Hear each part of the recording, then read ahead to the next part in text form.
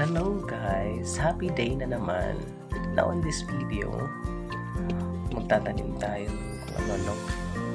Kasi kailangan natin matutong magtanim. Tumatanda na tayo eh. Kung wala ka namang naabot sa buhay, maglista ka na lang para may maabot ka. Char!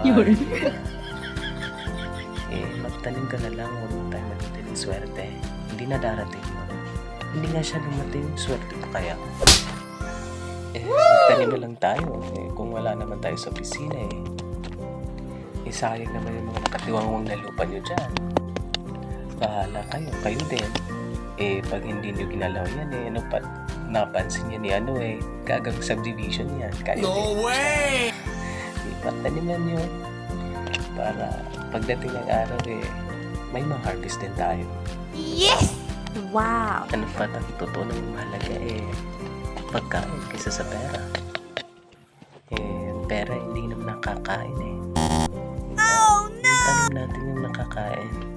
Kaya matuto tayo magtanim. Huwag natin kaya yan. Kasi puro pera mahalaga lang yan. Pag mahalaga pa. Katulad niya, pinahalagahan dahil mahalaga pa siya. Pero pag nawala ng halaga, wala na. Ay, hindi akong tsaka lang. Magtatanim na lang. Dami-dami pag sinasabi siya. Yung mga bukirin nyo dyan. Taniman nyo yan. Kung hindi nyo tataniman yan, iiwanan nyo lang nakatiwangwang. Ipinta nyo lang yan para gawing subdivision. What?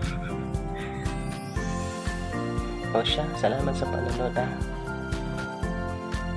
Pwedeng comment, like, and share. Pwedeng bash.